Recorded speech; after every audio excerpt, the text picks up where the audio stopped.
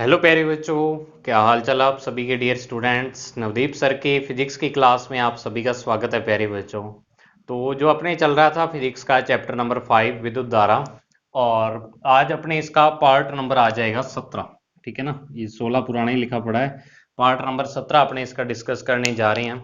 और अपना जो आज का टॉपिक है वो देखो, सेलों का संयोजन चल रहा था तो उसमें अपने श्रेणी क्रम संयोजन कर लिया था। आज अपने पढ़ेंगे सेलों के समांतर क्रम संयोजन के बारे में। ठीक है ना, समांतर क्रम संयोजन पढ़ेंगे।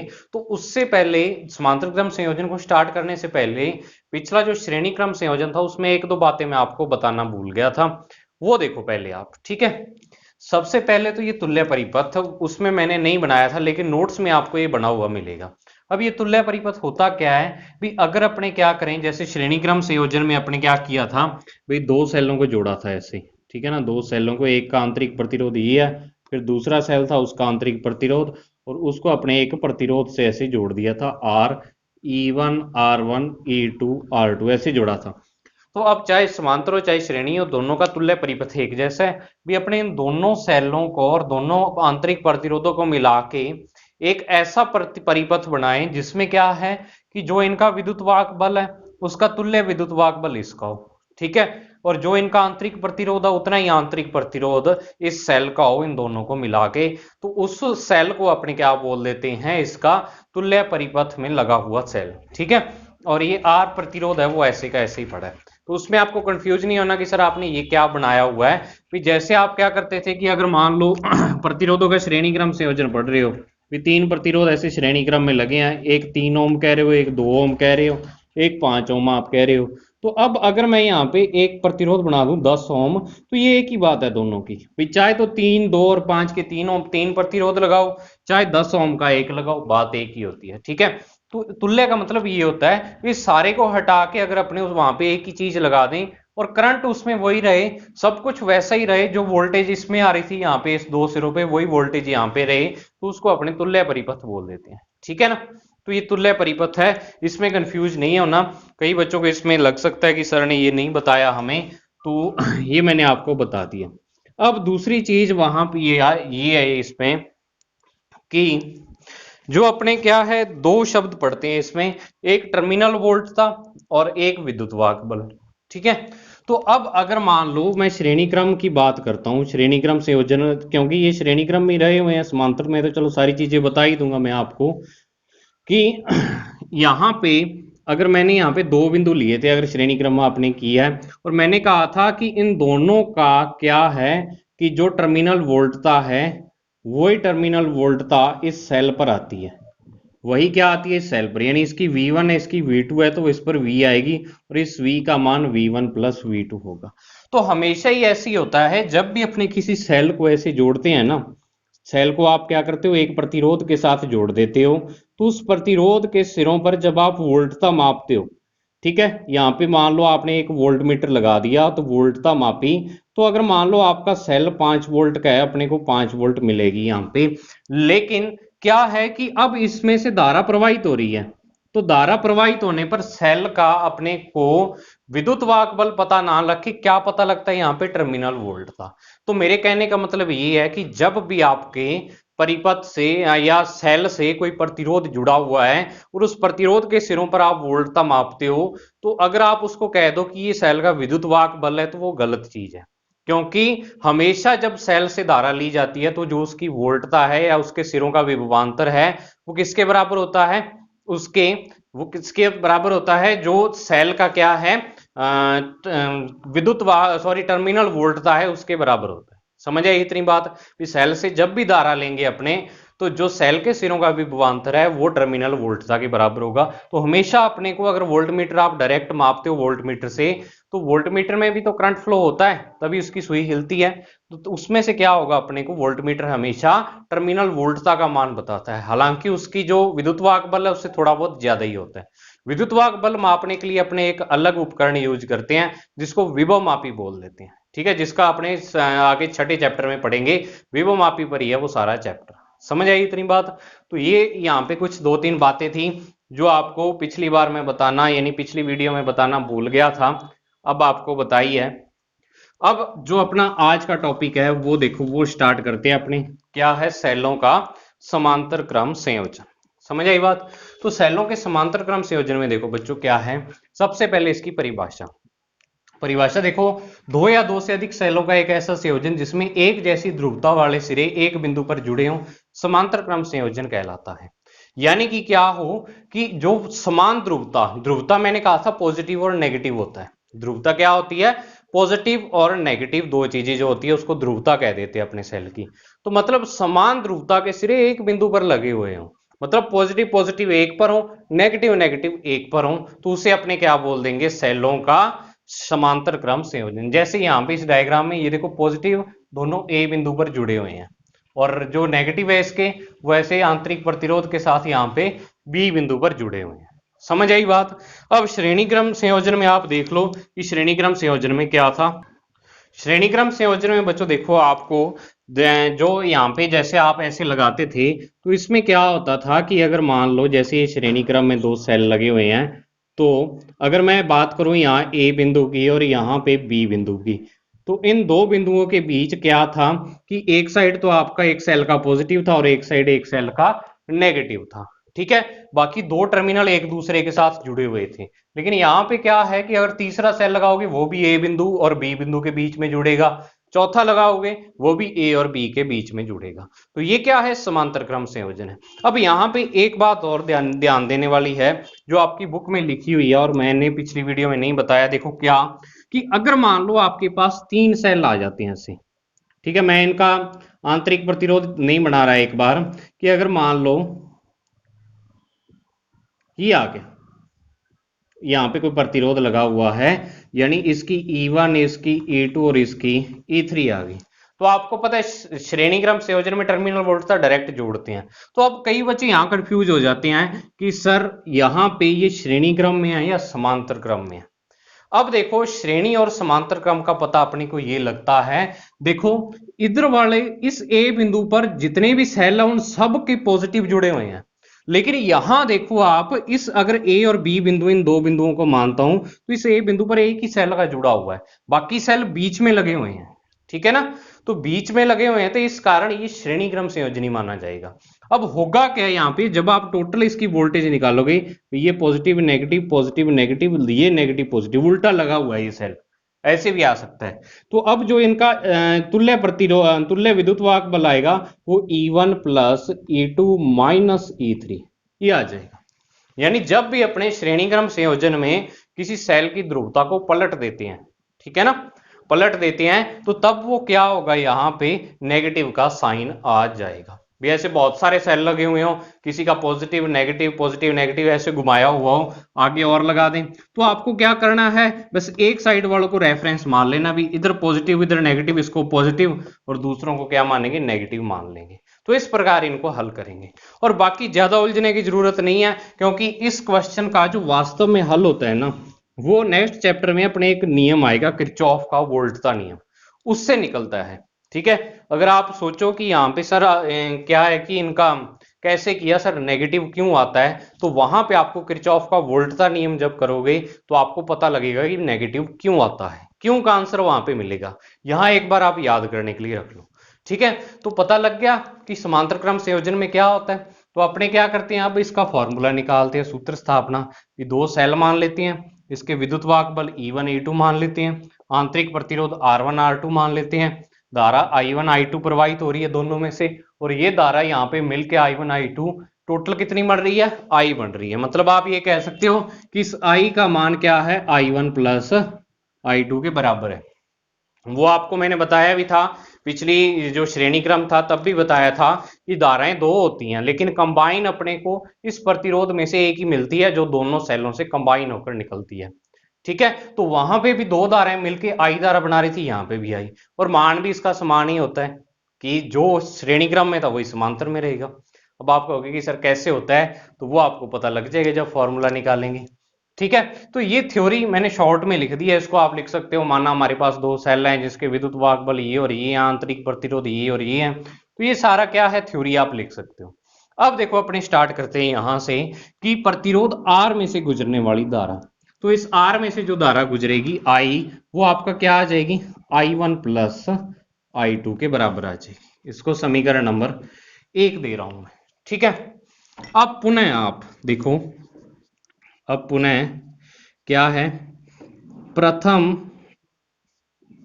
सेल की टर्मिनल वोल्टता, यहीं से पिछला डेरिवेशन स्टार्ट किया था, यहीं से अपने ये वाला कर रहे हैं। टर्मिनल वोल्टता V बराबर E1 माइनस IR1, ठीक है। और द्वितीय सेल की अगर मैं कहूँ टर्मिनल वोल्टता, तो यहां पे मैं लिख रहा हूं V E2 माइनस IR2। अब आप सोचोगे कि सर आपने यहीं पे भी V लिखा, यहाँ पे भी V लिखा, वहां पे अपने अलग अलग लिखा था। तो वहां पे श्रेणी क्रम में आपको पता ही है कि विभवांतर का मान अलग अलग होता है, चाहे आप प्रतिरोधों का कर रहे हो, चाहे आप संधारित्रों का कर रहे हो, और चाहे सेलों का। यहाँ पे क्या, इन दोनों सिरों के मध्य जो विभवांतर है, जो इसका है वही इसका विभवांतर होगा, और वही इस प्रतिरोध के सिरों का विभवांतर होगा। समझ आई बात? तो यहाँ पे विभवांतर का मान सेम हो जाता है। विद्युत वाहक बल चाहे अलग अलग हो दोनों के, लेकिन विभवांतर हमेशा क्या होगा, समान होगा। तो V इसका और V इसका, क्योंकि समांतर क्रम संयोजन है, और समांतर क्रम संयोजन में क्या होता है, विभवांतर का मान समान होता है। धारा का मान अलग अलग है, धारा का मान इसमें भी अलग अलग है। समझ आई बात? तो ये आ गया, ठीक है। अब देखो, अगर मैं इस फर्स्ट देखूं, इसको समीकरण नंबर 2 दे दो और इसको दे दो 3 नंबर समीकरण, तो यहां पे मैं लिख रहा हूं, देखो समीकरण 2 से, समीकरण 2 से, और यहीं इसके साथ लिख रहा हूं समीकरण 3 से, 3 से। अगर मैं समीकरण 2 से लिखूं V बराबर E1 माइनस IR1, ठीक है। तो अगर मैं यहां पर मान निकालूं IR1 का, तो वो आपके पास आ जाएगा E1 माइनस V, यानी इस IR1 को यहाँ V की जगह पे ले आओ, और इस V को IR1 की जगह पे ले जाओ। और यहां से अगर मैं I का मान निकालूं, यहां पे सॉरी एक चीज और आएगी, I1 आएगा, I1 आएगा, क्योंकि धारा I1 प्रवाहित हो रही है और इसमें से I2 प्रवाहित हो रही है। धारा का मान अलग अलग है इसमें, ठीक है ना। तो वो याद रखना आपको, I1, यहाँ पे I1 का मान निकालूं तो ये आ जाएगा E1 माइनस V और अपॉन में R1। और बिल्कुल इसी तरीके से V बराबर E2 माइनस I2 R2। तो क्या हो जाएगा इसमें, अगर मैं I2 R2 को इधर ले आऊं और V को इधर ले जाऊं, तो I2 R2 बराबर क्या आ जाएगा, E2 माइनस V। तो I2 बराबर क्या आ जाएगा, E2 माइनस V अपॉन में R2 आ जाएगा। समझ आई इतनी बात आपके, ठीक है। अब आप सोचोगे कि सर आपने I1 I2 के मान क्यों निकाले, तो इसका क्यों का तो कोई आंसर नहीं है। जो डेरिवेशन जिस प्रकार से बना होता है उसको उसी प्रकार से करना पड़ता है। लेकिन आपको मैं एक चीज यहाँ पे ये बता दूं कि पिछला जब आप पढ़ा था आपने श्रेणी क्रम संयोजन, तो श्रेणी क्रम संयोजन में वोल्टता अलग अलग होती है और यहाँ पे धारा अलग अलग होती है। तो वहां पे वोल्टता को जोड़ा था, जो चीज अलग अलग थी, V बराबर V1 प्लस V2 करके, और यहां अपने धारा को जोड़ रहे हैं I बराबर I1 प्लस I2 करके, ठीक है। तो तभी यहाँ पे क्या है, I1 और I2 के मैंने मान निकाल लिए मान। अब आप क्या करो, इन I1 और I2 को आप किस में रख दो, समीकरण 1 में। तो यहाँ पे मैं लिख रहा हूं I1 व I2 के मान समीकरण 1 में रखने पर, मैं अक्षर थोड़े से छोटे लिख रहा हूं, आप वीडियो की क्वालिटी बढ़ा के इसको देख सकते हो, ज़्यादा डाटा नहीं लगेगा आपका। तो क्योंकि डेरिवेशन थोड़ा लंबा है तो एक ही बार पूरा आ जाए तभी मैं लिख रहा हूं। तो अब देखो I बराबर क्या आ जाएगा, E1 minus V upon R1 plus E2 minus V upon R2, ये आ जाएगा, ठीक है। अब देखो इसको मैं क्या कर रहा हूं, अलग अलग लिख रहा हूं, अपॉन में बटे में E1 बटा R1 माइनस V बटा R1 प्लस E2 बटा R2 माइनस V बटा R2, ये लिख सकता हूं, ठीक है। कि क्या किया मैंने, जैसे मान लो आप 2 प्लस 5 बटा 3 लिखते हो, तो इसको 2 बटा 3 प्लस 5 बटा 3 लिखते हो। इन दोनों का एलसीएम लेते हो तभी 2 प्लस 5 बटा 3 आता है, तो इस 3 को दोनों के अलग अलग बटे में लिख सकते हो।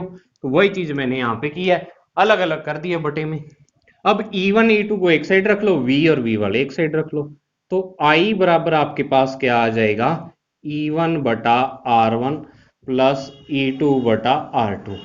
इनको अलग ब्रैकेट में रख लिया, और यहाँ पे मैं इस यहाँ पे चलो इन दोनों में से अगर मैं माइनस का v कॉमन लूं तो यहाँ आ जाएगा 1/r1 प्लस 1/r2, ये आ जाएगा।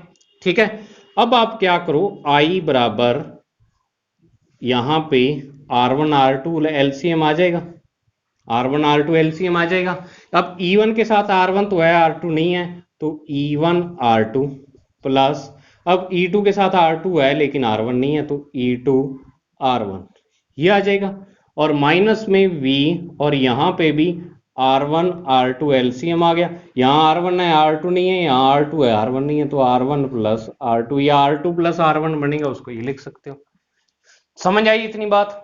अब नेक्स्ट देखो क्या करना है, देखो लास्ट में अपने को वोल्टता का मान ही निकालना है। लास्ट में जो अपना मकसद है वो ये वाला ही है कि अपने को ऐसी समीकरण मिल जाए, E equivalent minus I R equivalent, जैसे कल निकाली थी समीकरण, वैसी समीकरण अपने को निकालनी है। ठीक है ना? तो इस समीकरण को प्राप्त करने के लिए अपने ये सारे पापड़ बेल रहे हैं। समझ आई बात? ठीक है, अगर श्रेणी क्रम संयोजन किया है तो इसमें क्या है, वही प्रोसेस चलनी है, बस इसमें आई से स्टार्ट करना है, वहां वी से स्टार्ट किया था, इतना ही फर्क है। तो अब देखो अपने को क्या करना है, आई को इधर लेके जाना है, तो वी को इधर लेके आओ। अब आई और वी की जगह चेंज कर दो आप। ठीक है ना, मैं यहाँ पे चिन्ह भी लगा देता हूं भाई, इस जो v वाला जो सारी रकम है इसको इसकी जगह पे ले आओ, और इसको आप क्या करो, यहाँ पे ट्रांसफर कर दो। समझ आई? तो अब v के साथ ये सारा गुणा में है तो सारा कुछ ही साथ आएगा, गुणा में है तो। अब ऐसे तो है नहीं भी, देखो 5 माइनस 4 गुणा 3 x बराबर ये हो, तो अगर आपने को आप कहोगे कि मैं तो 4 को ही ले आऊंगा, यहाँ 3 को छोड़ दूंगा, तो ऐसा संभव नहीं है गणित के हिसाब से। ठीक है, तो अपने क्या करेंगे, इस v को इधर ले आओ, r1 प्लस r2 बटा r1 r2। समझ आई बात? और इसको क्या करो, इस i को उठा के यहां ले जाओ, ये वैसे का वैसे पड़ा ही रहेगा, तो e1 r2 plus e2 r1 और बटा में r1 r2, ये तो पड़ा ही है ब्रैकेट, और यहाँ पे आई आ जाएगा। अब अपने को क्या करना है, v का मान निकालना है किसी ना किसी तरीके से। तो v का मान निकालना है, तो ये जो v के गुणा में पड़ा हुआ है इसको बटे में ले जाओ, तो जब बटे में ले जाओगे इसके बटे में भी आएगा और इसके बटे में भी आएगा। ठीक है, अगर मान लो आपके पास 5x बराबर आपके पास हो 4y प्लस 3 हो, तो x का मान निकालोगे तो ये 4y बटा 5 बनेगा और ये 3 बटा 5 बनेगा, ये 5 दोनों के बटा में जाता है। ठीक है ना? तो ये वाला चीज लगा रहा हूं मैं यहाँ पे, तभी कहते हैं फिजिक्स को समझने के लिए मैथ आपका तेज होना जरूरी है। तो v बराबर देखो क्या कर रहा हूं मैं, ये वाला स्टेप बुक में नहीं दिया हुआ जो मैं आपको अब करवा रहा हूं, बुक में सीधा ही दिया हुआ है। मैं देखो क्या कर रहा हूं, E1 R1 E1 R2 plus E2 R1 बटा R1 प्लस R2, ये तो है ही, और ये सारी टर्म इसके बटा में लिख रहा हूं, R1 प्लस R2 बटा R1 R2, और माइनस में क्या आ जाएगा, I तो है ही, अब I के भी बटा में ये सारा कुछ आ जाएगा, R1 प्लस R2 और बटा में R1 R2। समझ आई इतनी बात? अब एक चीज देखो आप यहाँ पे, ये R1 बटा R1 R2 ये इस R1 R2 से कैंसिल हो रहा है, क्योंकि ये बटा में आएगा और ये ऊपर चला जाएगा, तो दोनों कैंसिल हो जाएंगे, और ये बटा में पड़ा ही है, ये ऊपर पड़ा ही है। अब मैं जो समीकरण लिख रहा हूं वो देखो क्या है आपके पास, कि v बराबर E1 R2 plus E2 R1 और बटा में क्या बन जाएगा, R1 प्लस R2। समझ आई इतनी बात? और माइनस में I, और यहां गुणा में देखो ये, अब ये क्या होगा, R1 R2 ऊपर चला जाएगा, R1 प्लस R2 नीचे पड़ा रहेगा। ठीक है, तो ये बनेगा R1 R2 बटे में R1 प्लस R2, ये बन जाएगा। ठीक है, अब इसी समीकरण को मैं लिख रहा हूं V बराबर E equivalent minus I R equivalent. अब E इक्विलेंट की वैल्यू यहां पे कौन सी बन जाएगी, ये पूरा मान E इक्विलेंट, यानी कि जो समांतर क्रम संयोजन में क्या आएगा, तुल्य विद्युत वाहक बल है उसका मान है ये वाला मान। ठीक है, और जो ये क्या आएगा, प्रतिरोध आएगा, उसका मान है ये वाला, ये सारा। समझ आई बात आपको? तो अपने को यही तो दो चीजें फाइंड करनी थी, ये दो चीजें निकालनी होती हैं, कि एक तो तुल्य विद्युत वाहक बल आ जाए और दूसरा तुल्य प्रतिरोध आंतरिक प्रतिरोध आ जाए तो वो अपने पास आ गया। और ये फॉर्मूला ध्यान से देखो कौन सा बन रहा है, प्रतिरोधों के समांतर क्रम संयोजन का ही बन रहा है। अगर मान लो दो प्रतिरोध समांतर क्रम में है तो मतलब अपना फॉर्मूला बिल्कुल सही है, ठीक है ना। तो ये अपने पास ई इक्विवेलेंट और आर इक्विवेलेंट का क्या आ गया, फॉर्मूला आ गया। इसको देख लो आप अच्छे तरीके से।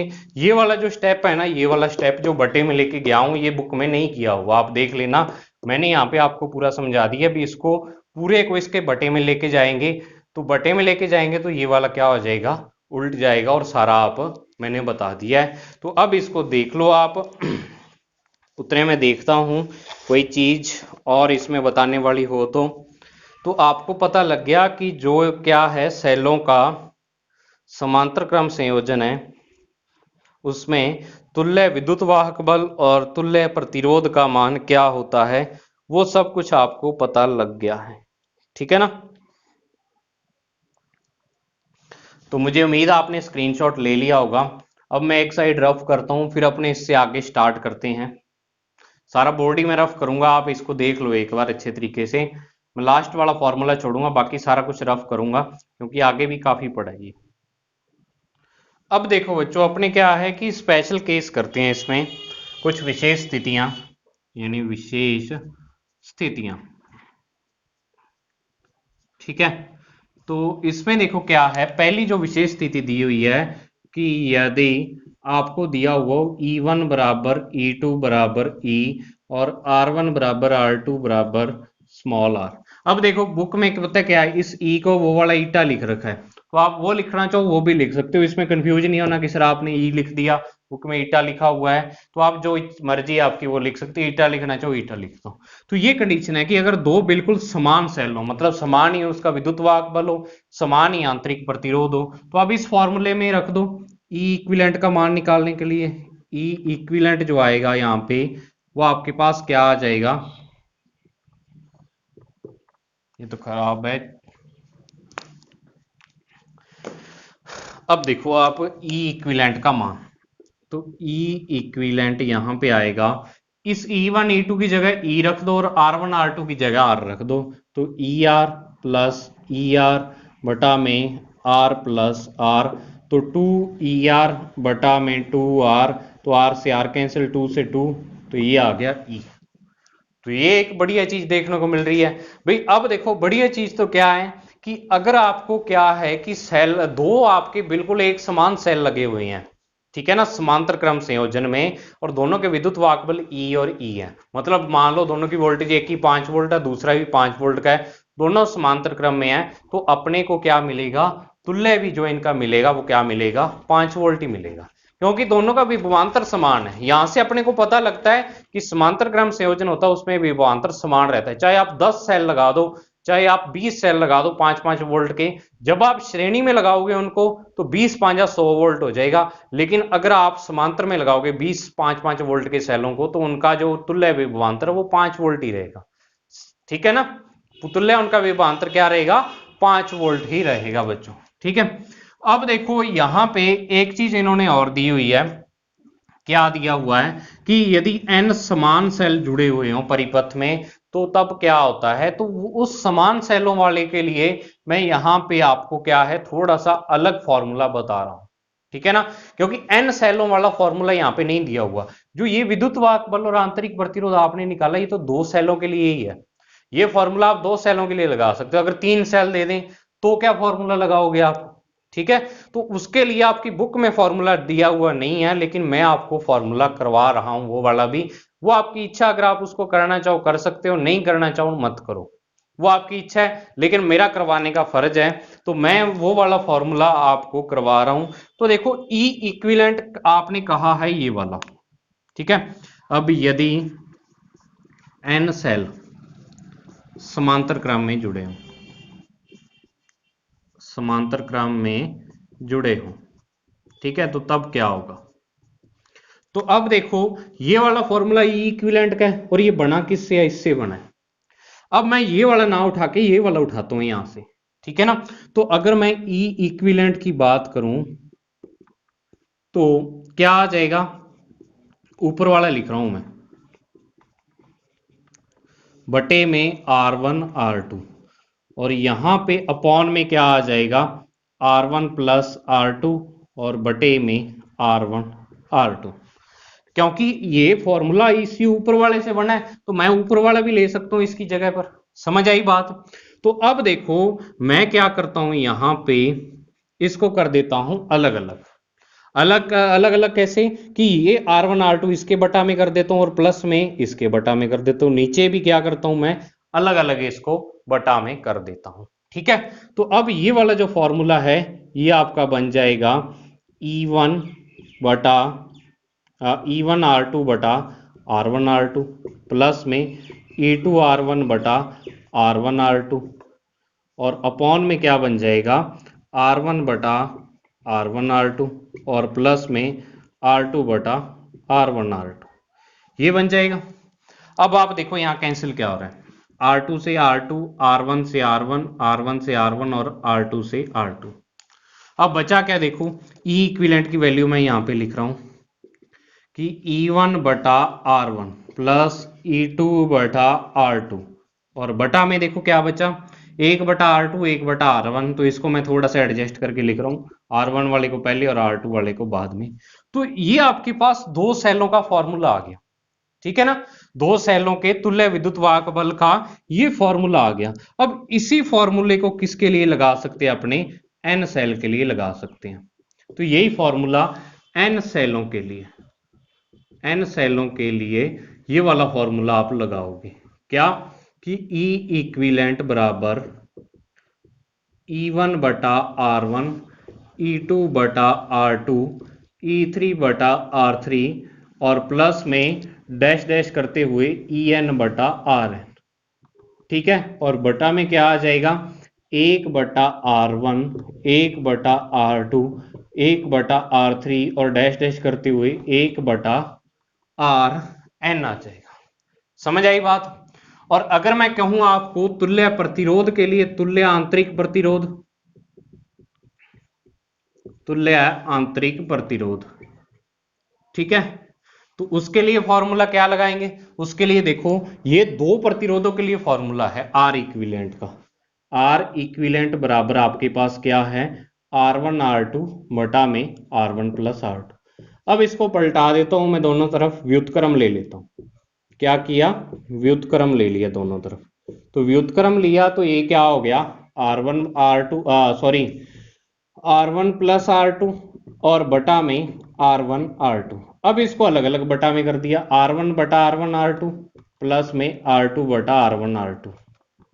तो अब देखो क्या हो गया, R1 से R1 कैंसिल हो गया और R2 से R2 कैंसिल हो गया। तो जो अपने पास R इक्विवेलेंट आया वो दो सेलों के लिए तो आ गया, 1 बटा R1 1 बटा R2 और एक इसमें होता है समांतर क्रम में होता है। अब इसी फॉर्मूले को अगर मैं एन सेल के लिए लिखूं, एन सेल के लिए, तो 1 बटा R इक्विवेलेंट बराबर 1 बटा R1, 1 बटा R2, 1 बटा R3 और प्लस में डैश डैश 1 बटा R है। समझ आई बात आपको, ठीक है ना। तो ये फॉर्मूला आपकी बुक में नहीं निकाला हुआ और ना ही ये वाले फॉर्मूले हैं, लेकिन आपको पता तो होना चाहिए भी। अगर आपको 2 की जगह 3 ही कर दें तो फिर कैसे निकालोगे, अपने पास तो फॉर्मूला ही ये 2 वाला है। तो कंपटीशन के लिए आज से ये वाली चीज इंपॉर्टेंट है। समझ आई बात। अब नेक्स्ट देखो, इसी से ही आपका बुक का पॉइंट ले रहा हूं। अब मैं बुक का पॉइंट ले रहा हूं कि यदि अपने पास क्या है, अब बुक में ये दूसरा पॉइंट बुक में नहीं है, बुक में ये वाला पॉइंट है जो अब करवा रहा हूं। यदि n समान सेल जुड़े हो, किसमें, समांतर में, समांतर क्रम में हो, ठीक है, तो उसका उन्होंने फॉर्मूला दे दिया सीधा। लेकिन वो फॉर्मूला बना कैसे वो देखो आपके पास। तो फॉर्मूला अगर मैं यहाँ पे देखूं तो यहाँ पे एन सेल का फॉर्मूला ये वाला था ई इक्विवेलेंट का। तो अब इसमें सारे सेलों के मान बराबर रख दो आप, क्या, ई बटार, ई बटार, ई बटार और डैश डैश करते हुए ई बटा आर और ये एन तक है। और बटा में क्या है, 1 बटा आर, 1 बटा आर, 1 बटा आर और ये भी डैश डैश करते हुए 1 बटा आर एन तक है। तो अब इसका आपको योग पता है, आर लघुत्तम आ जाएगा और ई को एन बार जोड़ोगे तो क्या आएगा, एन ई बटा आर। और यहाँ पे एक को n बार जोड़ोगे तो क्या आएगा, n बटा r। तो मैं इसको सीधा लिख रहा हूं क्योंकि कई बार कर चुके आप। ये ऊपर तो बनेगा n e बटा में r और नीचे बनेगा n बटा r। तो ये इसको मैं लिख रहा हूं एन ई बटा आर और ये आर बटा एन हो जाएगा यहाँ पे, ये वाला ठीक है, ऊपर चला जाएगा। तो आर से आर कैंसिल, एन से एन कैंसिल, तो क्या आ गया, ई आ गया। जो आपको मैं कह रहा हूं कि चाहे आप 50 सेल लगा दो, जो उनका तुल्य विद्युत वाहक बल है वो ई ही रहेगा। तो वो चीज अपने पास आ गई। अब अगर मैं क्या करूं कि इस आर इक्विवेलेंट का मान निकालना चाहूं तो यहाँ 1/r 1/r 1/r, तो वो आपने निकाला हुआ है पहले जब आपने समांतर क्रम संयोजन किया था। तो उसमें मैं लिख रहा हूं, डायरेक्ट मान लिख रहा हूं r बटा n। ये nवां भाग रह जाता है, ठीक है ना। ये जो आंतरिक प्रतिरोध है वो nवां भाग रह जाता है, लेकिन जो सेल का विद्युत वाहक बल है वो वही रहता है। तो ये था बच्चों आपका आज का टॉपिक, ठीक है ना। अब इसमें और मैं देख लेता हूं, और इसमें कुछ ही नहीं दिया हुआ। एक चीज और दी हुई है जो आपको नोट्स में लिखवा रखी है मैंने। एक बार क्या करो, आप इसका स्क्रीनशॉट ले लो, ठीक है ना। ये इंपॉर्टेंट टॉपिक है, इसका स्क्रीनशॉट ले लो। आर इक्विवेलेंट आप समझ जाओगे आर बटा एन कैसे आया। जिस बच्चे ने समांतर क्रम संयोजन, श्रेणी क्रम संयोजन टॉपिक कर रखा है वही कर सकता है। तभी मैंने आपको समांतर और श्रेणी प्रतिरोधों के करवाए थे जो कि आपके सिलेबस में नहीं है, ठीक है ना। तो उनको करना तभी जरूरी है अगर आपको ये टॉपिक समझने हैं तो। अब ये चीज आपको पता लग गई। एक चीज बुक में और है, कहां पे, जो मैंने ये फॉर्मूला निकलवाया था ना आपको अभी, ये वाला फॉर्मूला कि V is equal to E equivalent minus I R equivalent, यहाँ पे लास्ट में लिखा था मैंने फॉर्मूला वहीं से उठा रहा हूं मैं। जो यहाँ पे फॉर्मूला निकाला था अपने लास्ट में, यहाँ पे लिखा हुआ था, इससे जस्ट पहले आप देखना। तो यहाँ से इन्होंने एक आई का मान निकाला हुआ है। तो V बराबर आई आर होता है, आपको पता ही है। यहाँ पे अगर अपने समांतर क्रम में देखें तो जो नीचे वाला प्रतिरोध होता है, यहाँ आई धारा बहती होती है और आर इसका मान होता है। तो V बराबर आई आर, तो आई आर बराबर E equivalent minus I R equivalent. तो इस आई को इधर ले आओ, तो I R plus I R equivalent बराबर ई इक्विवेलेंट आ जाएगा। और आई कॉमन ले लो तो r प्लस आर इक्विवेलेंट आ जाएगा, और ये इधर E इक्विवेलेंट। तो I बराबर आपके पास E इक्विवेलेंट बटा R प्लस आर इक्विवेलेंट, जो कि धारा का मान आपने जब समांतर श्रेणी में निकाला था तभी भी यही आया था और समांतर में भी यही आया, ठीक है।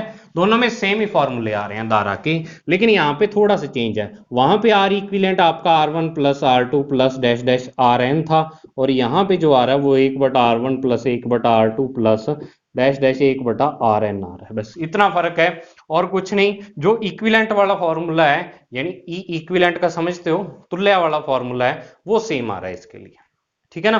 तो ये था बच्चों आपका आज का टॉपिक, सेलों का समांतर क्रम संयोजन। तो आप देख लो आप कितना हार्ड टॉपिक था। पहले मैंने इसके नोट्स तैयार किए, सब कुछ प्रिपेयर किया।